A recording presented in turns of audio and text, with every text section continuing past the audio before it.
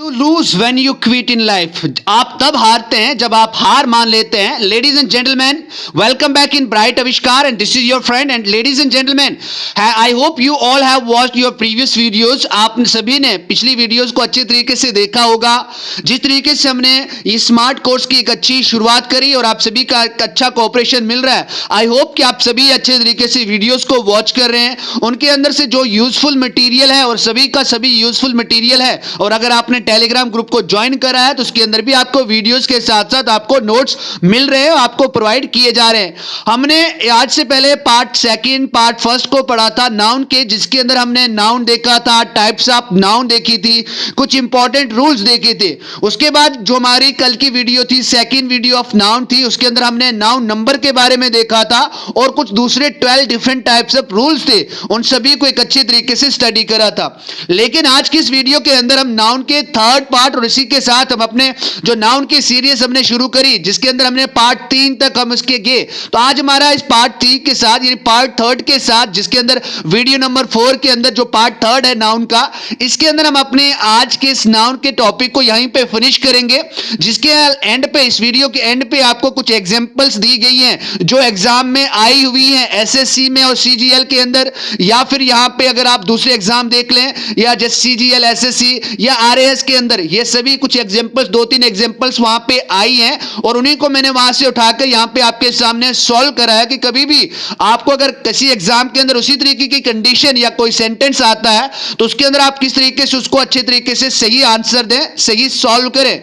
So ladies and gentleman, आज का जो हमारा ये वीडियो रहेगा, इसके अंदर हमारा नाउन जेंडर रहेगा और दूसरा रहेगा एपोस्ट्रोफी एस. जी हां, आप सभी को आई होप कि नाउन जेंडर के बारे में तो पता होगा, लेकिन एपोस्ट्रोफी एस का किस तरीके से इंग्लिश के अंदर यूज करते हैं और कौन कौन सी कंडीशन पर और कौन कौन से रूल इसके अंदर ज्यादा यूजफुल रहते हैं, जिनका हमें जानना बहुत ही जरूरी है. So without delay let's get started और टुडेज वीडियो. लेकिन अगर आपने अभी तक चैनल को सब्सक्राइब नहीं करा है, सब्सक्राइब कर दे जल्दी जल्दी से और लाइक भी कर दे, ताकि हम अपनी वीडियो को एक अच्छे सर्टिफिकेशन के साथ आने वाली वीडियो का भी इंतजार करें और इस वीडियो को भी लास्ट तक देखें.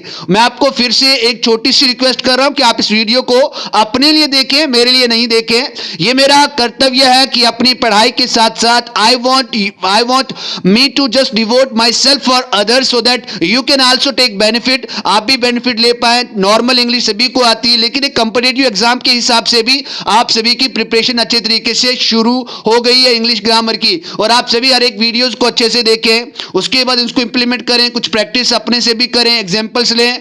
उसके बाद जैसे आज का वीडियो खत्म होगा तो मैं आपको इसके नोट्स भी प्रोवाइड कर दूंगा टेलीग्राम ग्रुप के अंदर, जो आप इस नोट्स को पढ़ के अपने सभी डाउट्स को भी क्लियर कर सकते हैं. सो लेडीज एंड जेंटलमैन, हम सबसे पहले आज की इस वीडियो के अंदर एपोस्ट्रोफी विद एस का यूज करते हैं. आप सभी को पता है कि एपोस्ट्रोफी विद एस किस तरीके से लिखा जाता है, आपके स्क्रीन के ऊपर भी लिखा हुआ है और आप सभी को पता है कि जो एपोस्ट्रोफी एस होता है वो होता क्या है.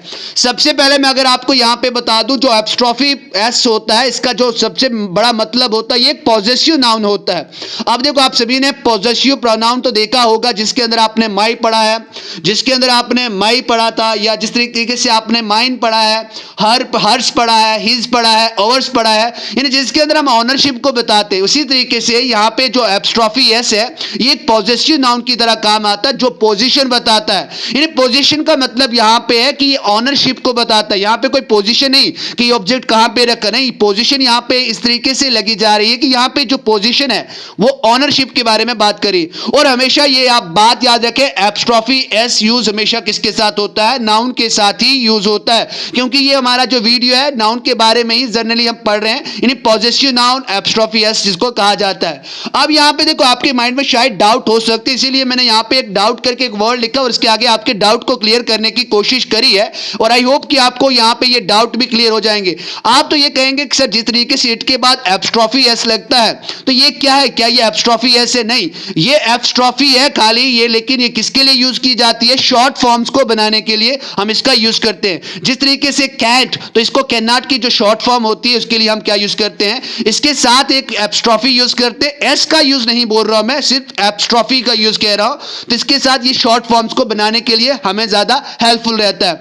उसके बाद अगर आपको सही तरीके से इसका मतलब जानना हो तो एपोस्ट्रोफी विद एस जिसके साथ लगती है, तो इसका सिंपल सा मतलब क्या होता है, देखो इसका मतलब होता है का. का, इसका मतलब क्या होता है का, और जिस तरीके से ऑफ का भी मतलब क्या होता है इसी तरीके से का होता है। दोनों का मतलब क्या रहता है, ग्रामेटिकली करेक्ट रहता है, लेकिन इन दोनों के जो यूज होते हैं, दोनों के जो रूल्स हैं वो डिफरेंट है। दोनों को अपने अपने रूल के हिसाब से यूज किया जाता है, और इस वीडियो में हम वो भी डिफरेंस देखेंगे कि कहां पे ऑफ का यूज किया जाता है और किस तरीके से यहां पे हम एपस्ट्रॉफी विद एस का यूज करते हैं। आई होप कि आपको ये वाला रूल क्लियर हो गया होगा। अब देखो कुछ एपस्ट्रॉफी विद एस के रूल्स देखते हैं, जिसके रूल्स को पढ़ने के बाद, समझने के बाद, कभी भी हम रिटन के अंदर या स्पोकन के अंदर तो बोलते नहीं एपस्ट्रॉफी एस को, लेकिन बोला भी जाता है, लेकिन उतना उसको ज्यादा फोकस नहीं किया जाता, उसके ऊपर ज्यादा ध्यान नहीं दिया जाता है, क्योंकि वो कम्युनिकेशन पॉइंट ऑफ व्यू से है। लेकिन यहां पे हम एग्जामिनेशन पॉइंट ऑफ व्यू से पढ़ रहे हैं, जिसके अंदर ये बहुत ज्यादा क्या रखता है, मायने रखता है। इसीलिए जो ये मैं रूल्स आपको एपस्ट्रॉफी विद एस के बता रहा हूं, अच्छे तरीके से एक सही माइंडसेट के साथ वीडियो को वॉच करें, लिखें, नोट्स बनाएं और कुछ प्रैक्टिस खुद से भी करें, ताकि आपका ये सभी का सभी जो कंसेप्ट है अच्छे तरीके से और स्ट्रांग हो जाए और आपकी सभी मिसकंसेप्शन दूर हो जाए। सबसे पहले एपस्ट्रॉफी विद एस का यूज किस तरीके से किया जाता है, it is used with living things. जितनी भी जानदार चीजें हैं इस यूनिवर्स के अंदर, यानी इस वर्ल्ड के अंदर, उनके साथ हम एपस्ट्रॉफी एस का यूज करते हैं। इसका मतलब लिविंग थिंग के साथ की जाती है, तो नॉन लिविंग थिंग के साथ इसका यूज नहीं किया जाता। उसके बाद डिस्टेंस, दूरी, इसके साथ भी हम एपस्ट्रॉफी एस का यूज करते। किलोमीटर्स आ गया, मीटर्स आ गया, इसके मिलीमीटर्स आ गया, तो डिस्टेंस के लिए भी हम एपस्ट्रॉफी एस का यूज करते उसके साथ। उसके बाद वेट, वजन, जैसे किलोग्राम्स, इस तरीके से इसके साथ भी हम क्या, ग्राम्स, इस तरीके से वेट के साथ भी हम एपस्ट्रॉफी एस का यूज करते हैं। फिर या अमाउंट आ गया, जैसे रुपीज आ गया, तो इसके साथ भी हम क्या यूज करते हैं, एपस्ट्रॉफी एस का यूज करते हैं। But it is not used with the non living things. जैसे मैंने आपको पहले बताया कि जो एपस्ट्रॉफी विद एस होता है ये नॉन लिविंग थिंग के साथ यूज नहीं होता है। अब यहां पे कुछ एग्जांपल देखते हैं, जैसे एग्जांपल है राकेश कार, तो यहां पे राकेश क्या लिविंग है, नॉन लिविंग नहीं है। राकेश किसी का नाम है, तो राकेश की गाड़ी है, तो यहां पे ये ऑनरशिप को बता रहा कि ये गाड़ी किसकी है, राकेश कार। उसके बाद ये करंट अफेयर जो किसकी है, करंट जनवरी की, जो जैन हमारा पीछे गुजरा या जैन जो हमारा बीता है उसकी ये करंट अपडेट है या करंट अफेयर्स है, तो आप क्या बोलोगे, इट्स जनवरीज करंट अफेयर्स। तो यहां पे अफेयर होगा, अफेयर्स होगा, इसके साथ एपस्ट्रॉफी नहीं लगेगा। उसके बाद 1 रुपीज, 2 रुपीज, 10 रुपीज, तो इस तरीके से आपने देखा, अमाउंट की बात करी, 1 किलोग्राम्स, इस तरीके 10 किलोग्राम्स है ना, 10 किलोमीटर्स। तो इस तरीके से यहां पे लिविंग थिंग के साथ हम एपस्ट्रॉफी विद एस का यूज करते हैं, एपस्ट्रॉफी एस का यूज करते हैं। फिर डिस्टेंस आ गया, वेट आ गया, अमाउंट आया, लेकिन नॉन लिविंग थिंग के साथ कभी भी हम एपस्ट्रॉफी एस का यूज नहीं करते। यानी यहां पे आप बोलोगे जनवरी कैसे लगा, तो यहां पे आप देख ले जनवरी करंट अफेयर ये किस तरीके से लगा, ये आपके अंदर भी इसके एक सही से डाउट रहेगा, लेकिन ये डाउट भी मैं आपको पूरे तरीके से आगे आने वाले इस वीडियो के अंदर, आई होप यहां तक भी आपको समझ आ गई होगी। लेकिन अगर फिर भी कहीं डाउट है तो इसको भी हम इसको अच्छी तरीके से सॉल्व करेंगे। यानी यहां पे टाइम को भी देखो, एक बात यहां पे बताओ, चलो यहीं पे बता देता हूं, यानी टाइम के साथ भी हम किसका यूज करते हैं, एपस्ट्रॉफी एस का यूज करते हैं। यानी टाइम के साथ, लिविंग बीइंग के साथ, टाइम के साथ, डिस्टेंस के साथ, वेट के साथ, अमाउंट के साथ हम यहां पे किसका यूज करते हैं, यहां पे एपस्ट्रॉफी एस का यूज करते हैं। इसीलिए जनवरी एक टाइम है, पीरियड है, इसके साथ हमने एस का यूज किया। उसके बाद थर्ड रूल है with plural noun use only apostrophe not S. जब जब आप प्लूरल नाउन की बात करते हैं, यानी जब जब आप प्लूरल नाउन की बात करते हैं उसके साथ हमेशा आप क्या यूज करेंगे, एपस्ट्रॉफी यूज करेंगे, कोई एस यूज नहीं करेंगे। यदि प्लूरल शब्द के अंतिम शब्द एस हो तो, यानी किसी भी प्लूरल नाउन का जो एंड का जो वर्ड हो वो एस में हो, तो एपस्ट्रॉफी का प्रयोग करते समय एस नहीं लगाते हैं। केवल हम एपस्ट्रॉफी एस का नहीं यूज करते, केवल हम एपस्ट्रॉफी का यूज करते हैं, यानी एस के साथ इसका यूज नहीं करते हैं, का प्रयोग नहीं किया जाता। अब यहां पे देखो, जैसे बॉय के साथ क्या लगेगा, बॉयज बनेगा, बॉय एक सिंगुलर है, तो इसका अगर प्लूरल बनाना हो तो बॉयज के साथ एपस्ट्रॉफी लगेगी, एस नहीं लगेगा। गर्ल्स आ गया, हॉर्सेस आ गया, या इसी तरीके से आप दूसरी एग्जांपल्स ले सकते हो, दूसरी एग्जांपल भी आप बहुत सारे लिख सकते हो। अब देखो यहां पे एक दूसरी बात यहां पे लिखा है नीचे नोट के अंदर, words with hissing sound of S, यानी ऐसे वर्ड जो साउंड निकालते हैं, एक सांप वाली साउंड निकालते हैं, जैसे सेक, गॉडनेस सेक, तो इसके साथ भी आप यहां पे क्या यूज करते हैं, यहां पे आप एपस्ट्रॉफी यूज करते हैं, लेकिन एपस्ट्रॉफी एस का यूज नहीं करते, एस का यूज नहीं करते हैं आप, यहां पे ओनली एंड ओनली एपस्ट्रॉफी का यूज करते हैं।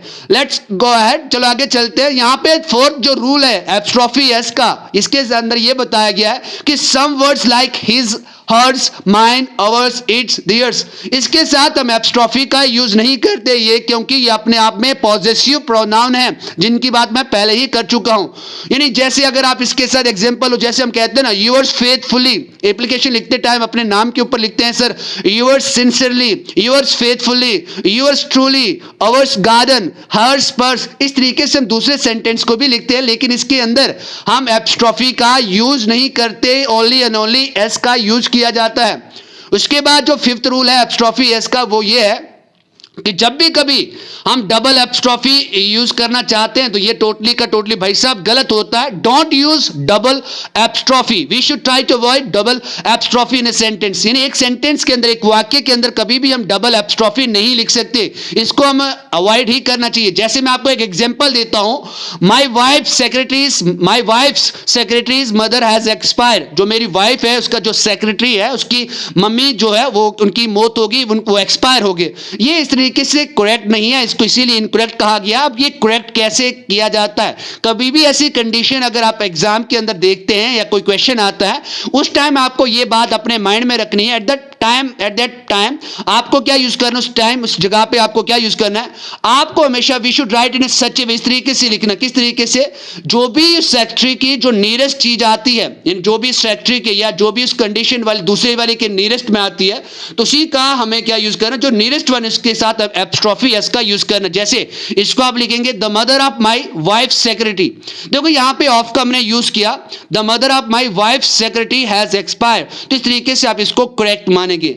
उसके बाद सिक्स्थ रूल ये कहता है कि for joint possession use apostrophe S only with the nearest one. Suppose करो कि कभी भी आपके पास जैसे दो कंडीशन इस एग्जांपल से समझेंगे, तो आप किसके साथ एपस्ट्रॉफी एस लगाते हैं? एक तो कंडीशन मैंने इनकरेक्ट दी है, दूसरी कंडीशन मैंने करेक्ट दी है। तो पहले इनकरेक्ट कंडीशन को देखते हैं। The name of Suraj and Rakesh father is mister Balkrishna. तो यहां पे देखो जो सूरज है और राकेश है, तो क्या इस तरीके से दोनों के अंदर हम एपस्ट्रॉफी एस का यूज कर सकते हैं या नहीं कर सकते? सो लेडीज एंड जेंटलमैन, ऐसी कभी भी कंडीशन अगर आपके पास आए, कई क्वेश्चन पूछा जाए, तो जो ये यहां पे सूरज है ये पहला है, लेकिन राकेश जो है वो किसके नजदीक है? बालकृष्ण के नजदीक है। इसीलिए यहां पे राकेश के साथ एपस्ट्रॉफी एस का यूज किया जाएगा और सूरज के साथ एपस्ट्रॉफी एस का यूज नहीं किया जाएगा। यानी for joint possession use apostrophe S only with the nearest one, यानी जो नजदीक है उसी के साथ हमें क्या यूज करना है? एपस्ट्रॉफी एस का यूज करना है। The name of Suraj and Rakesh father is mister Balkrishna. इस तरीके से आप बात करेंगे। उसके बाद यहां पे जो आपका सेवंथ रूल है, इसके अंदर किस तरीके से है? कभी भी कोई एनीबॉडी हो, nobody, everybody, somebody, anyone, someone, known, everyone, तो इसके साथ हम क्या यूज कर सकते हैं? एपस्ट्रॉफी विद एस का यूज कर सकते हैं। जैसे एनीवन्स, हम यहां पे क्या यूज कर सकते हैं? Everyone's concern is no is one concern, इस तरीके से यूज कर सकते हो। Everybody's business is nobody's business, इस तरीके से आप इसका यूज कर सकते हो। उसके बाद देखो यहां पे कभी कभी एडजेक्टिव का भी यूज होता है। यानी एडजेक्टिव का मतलब होता है ऐसे सेंटेंस, ऐसे वर्ड जो विशेषता को बताते हैं। जैसे एक पूर यहां पे एक गरीबी की बता रहा है, यहां पे एक विशेषता है। तो इस तरीके से कभी भी आपको ऐसा कहना हो, for adjective use of then S, यानी एस की जगह पे एपस्ट्रॉफी एस की जगह पे आपको ऑफ का यूज करना है, क्योंकि मैंने आपको पहले ही बताया कि इन दोनों का मतलब सिमिलर होता है लेकिन डिफरेंट रूल होते हैं। जैसे यहां पे पहला इनकरेक्ट है द पोर्स लाइफ, तो यहां पे पोर के साथ एस नहीं यूज कर सकते। यहां पे the life of the pour is very miserable, the life of the pour is very miserable. जो गरीबों की जो जिंदगी है वो बहुत ही क्या है? दुखदायक है, बहुत ही ज्यादा पेनफुल है। इस तरीके से आप इसका यूज करेंगे। तो यहां पे आप द का यूज नहीं करेंगे, क्योंकि यहां पे द आर्टिकल के अंदर आता है। तो यहां पे हमने रूल्स के अंदर पीछे देखा था कि कभी भी नाउन के अंदर कुछ कॉमन नाउन ऐसे होते हैं जिनके साथ हम आर्टिकल का यूज नहीं करते, उसको थोड़ा सा चेंज करना पड़ता है। तो यहां पे आप कहेंगे लाइफ ऑफ द पोर, यहां पे क्या कहेंगे? Life of the poor people is, या poor people is very miserable. उसके बाद यहां पे आपके सामने मैंने एक कंडीशन रखी है, कुछ आपके लिए एग्जांपल्स रखी। आई होप अगर आपने सही तरीके से एपस्ट्रॉफी एस के यूज को देखा होगा तो आपको ये पूरे के पूरे समझ आ गए। चलो एक बार रिवाइज कर देते हैं, क्विक रिवीजन कर देते हैं, ताकि हमारे ये पूरे के पूरे कंसेप्ट एक बार फिर से समझ आ जाए। देखो यहां पे सबसे पहले है कि आप हमेशा लिविंग थिंग्स के साथ एपस्ट्रॉफी एस का यूज करें, डिस्टेंस के साथ, टाइम के साथ, वेट के साथ, अमाउंट के साथ। नॉन लिविंग थिंग के साथ करते ही नहीं है। और प्लूरल नाउन के साथ हमेशा हम क्या यूज करते हैं? एपस्ट्रॉफी का यूज करते हैं, एस का यूज नहीं करते। करते, लेकिन जो वर्ड्स कभी की हिसिंग साउंड देते उनके साथ भी हम एपस्ट्रॉफी का यूज करते, एस का यूज नहीं करते। उसके बाद जैसे हिज आ गया, हर्स आ गया, पॉजेसिव प्रोनाउन के साथ भी हम एपस्ट्रॉफी एस का यूज नहीं करते। उसके बाद डबल एपस्ट्रॉफी यूज ही नहीं होती, इसको हमेशा हमें अवॉइड करना हो, एग्जांपल भी मैंने आपको दी थी। उसके बाद छठे के अंदर हमने ये देखा था कि जॉइंट पोजीशन के लिए जो नियरेस्ट वन होता है उसी के साथ हमें क्या यूज करना है, एपस्ट्रॉफी एस का यूज करना है। उसके बाद एनीबॉडी आ गया, नोबडी आ गया, एवरीबॉडी आ गया, समबडी आ गया, anyone, somebody, no one, everyone, इसके साथ हम एपस्ट्रॉफी एस का यूज कर सकते हैं। और एडजेक्टिव की कंडीशन जब ऐसी आती है जिसके अंदर कोई विशेषता बताई हो किसी चीज की, जैसे लाइफ की विशेषता यहाँ पे पोर बताया है, तो इसके साथ हमेशा आप ऑफ का यूज करें। तो यहाँ पे life of the people is right. उसके बाद यहाँ पे आपके पास एक कंडीशन दी है, आप एक बार इसको पॉज करें, स्क्रीन को, वीडियो को, उसके बाद इसको कोशिश करें ताकि आप, आई होप कि आपके आंसर मिल जाए। आई होप डियर फ्रेंड्स कि आपने इस तरीके से सही तरीके से फाइंड करा था क्या करेक्ट था, कौन सा इनकरेक्ट था।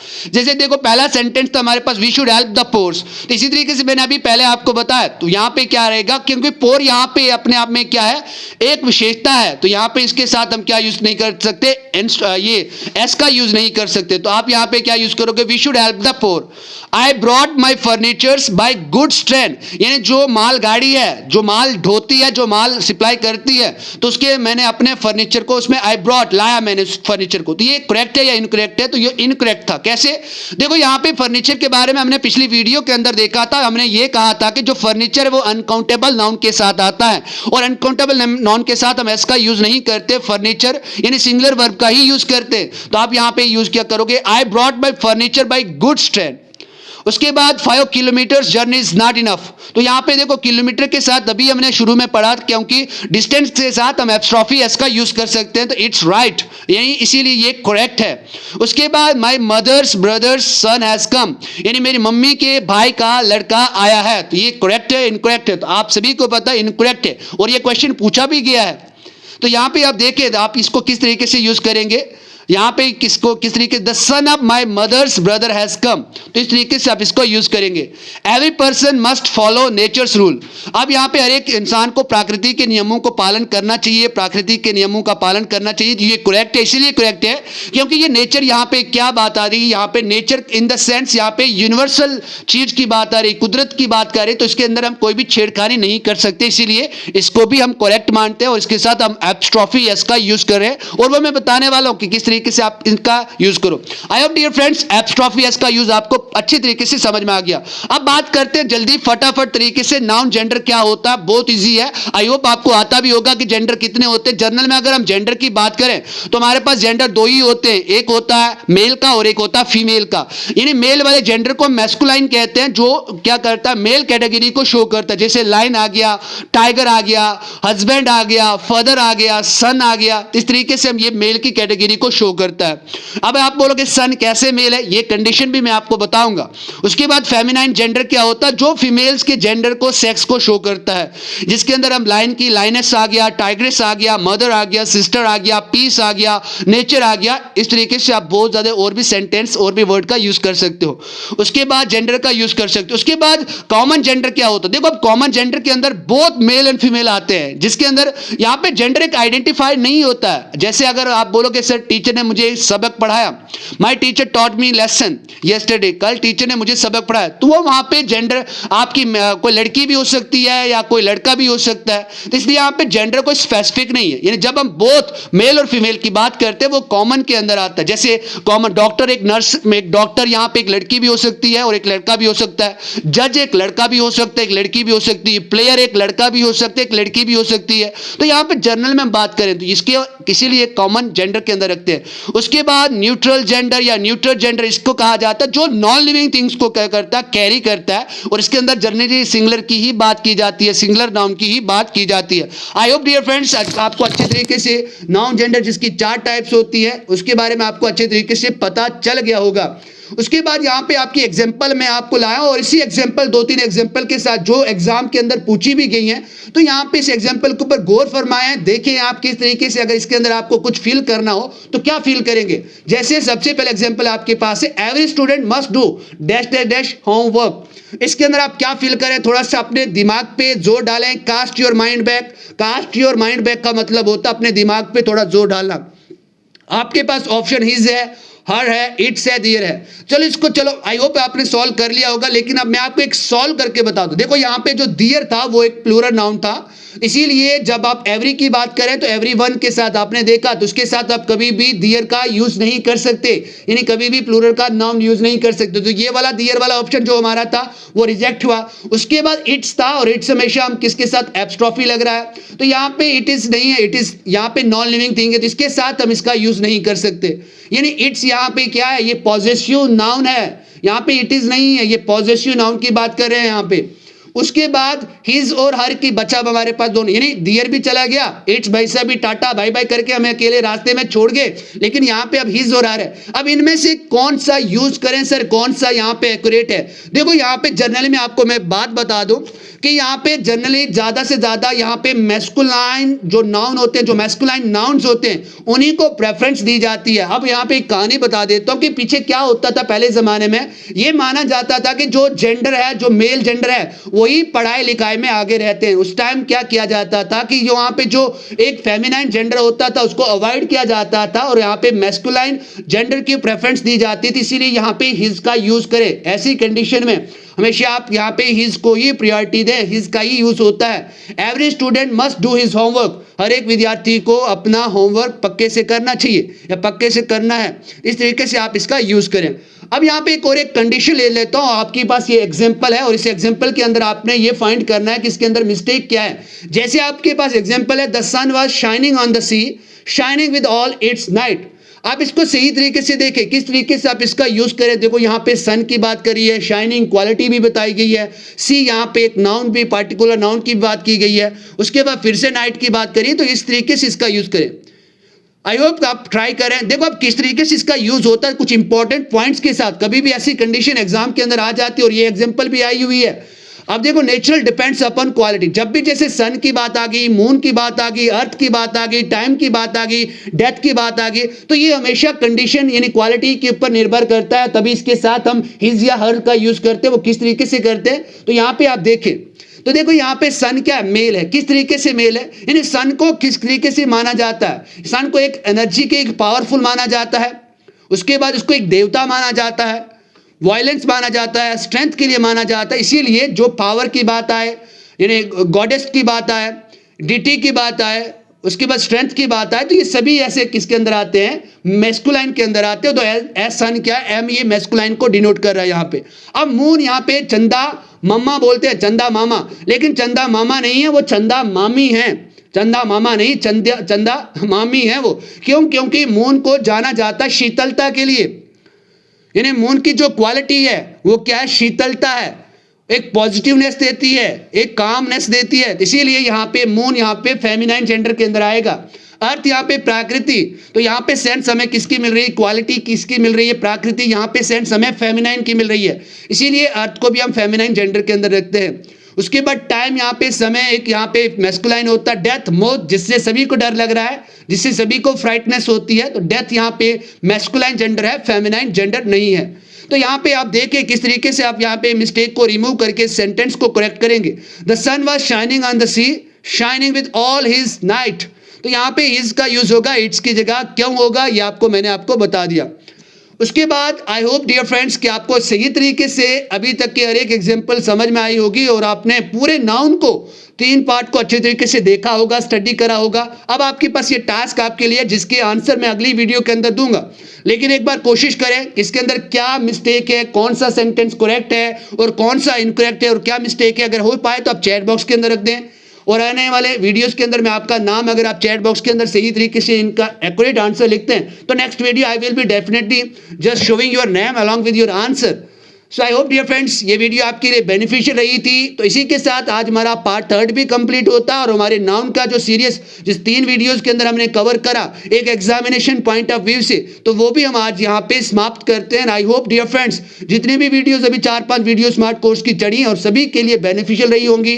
Please keep making notes, keep improving, keep learning day by day, so that you can be efficient in English grammar. आप अच्छे इंग्लिश ग्रामर के अंदर बन सकते हैं। So thank you very much for your patience, thank you very much for your assistance. आपकी मदद के लिए आपका शुक्रिया, धन्यवाद, थैंक यू वेरी मच, जय हिंद। प्लीज अगर अभी तक भी आपने इस वीडियो को लाइक नहीं करा तो लाइक तो बनता है अब इतना कुछ सीखने के बाद। एक लाइक कर दें और शेयर कर दें ताकि आपके फ्रेंड्स भी इस वीडियो का बेनिफिट ले पाएं। Thank you very much. जय हिंद, जय भारत।